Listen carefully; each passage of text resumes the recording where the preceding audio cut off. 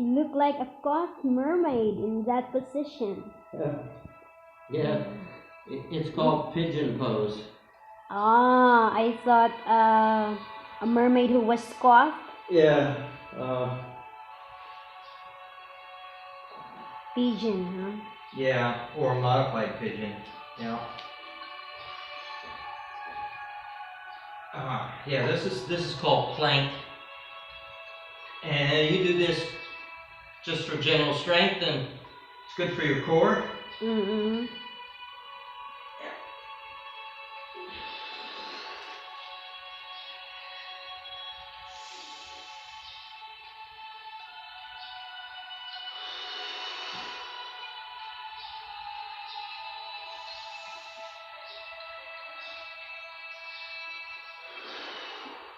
I love watching you doing yoga since we were together, 2016, Really? there in Cavite. Yeah.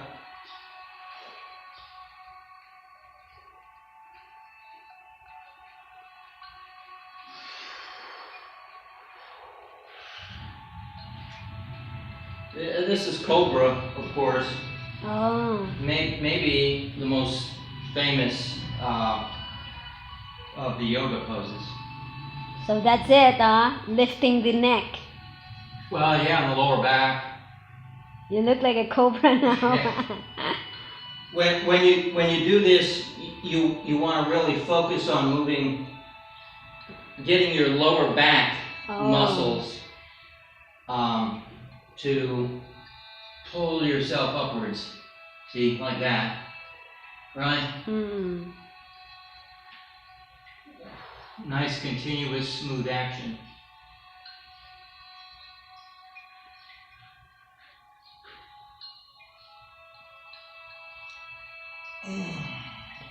Is your mom also did yoga in her younger years? No. No, just swimming, huh? Yeah, just swimming. And playing golf. Mm. She was a heck of a dancer, too. Mm-mm. My mom was an amazing dancer. I wish I'd had just half her talent. She was very good dancer. Mm.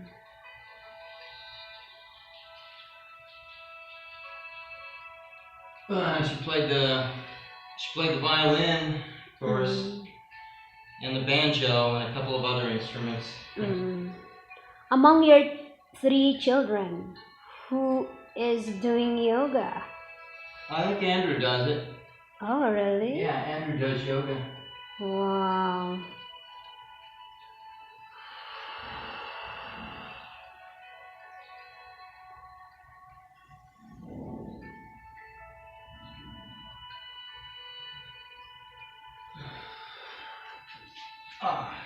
Well, some of you might be wondering why I do yoga. It's obviously very good for your health and well-being.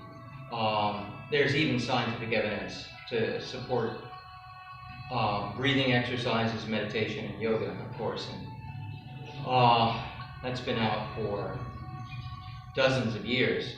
We have scientific knowledge about the benefits of yoga to your health. But I do it not only for that, but for golf, of course. You know. So it helps for your golf. Huh? Yeah, of course. How do you say so? How do I know? How do you say so? Because doing yoga, you're not, you're doing it only in just one place. But in golf, you've been doing it for the entire course. So how do you say that yoga helps for your golf? Okay. So golf is a game that's a bit like a dance. And fundamentally, you have to swing a golf club in a circle. And to do that, you need great mobility and agility. The best golfers are very flexible. And it's well known that if you take a good golfer and you put them in the gym and have them lift heavy weights for a few months, you may very well destroy their ability to hit a golf ball. Mm. It's also obvious that you don't need a great deal of strength to play golf well. The golf club only weighs about a pound. And if you look at the LPGA Tour, by the way, that's where you want to look, because you'll see the best golf swings on the LPGA Tour. The girls have less strength, but obviously develop a lot of club head speed and hit the ball over 250 yards Really? off the tee. Yeah, yeah. Mm. And I mean little girls too, you know. You just Mm. get these Malaysian and Korean girls that are just hitting bombs off the tee. Well, how do they do that? They have great flexibility, great balance. And one thing you need to know about the golf swing is you need lower stability. But at the same time, you have to have great flexibility. How are you going to develop the flexibility to make a full turn and keep your lower body stable? Well, I see a lot of golfers, and they go wrong with the takeaway because they're not stable. They don't have a stable foundation, and they're trying to develop too much club head speed too early.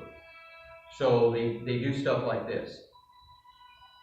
Now the club is way out of plane. You'll never hit decent golf shots doing that. So keep your lower body stable, move the club back with your obliques, and then at some point about right here, the club will start to move upwards, just to its inertia. And that's due to its inertia just from swinging the club back. Your wrist will hinge. Mm. There you go. That's how I love from you, hon. When you swing, my God, the club Yeah. doesn't touch the floor.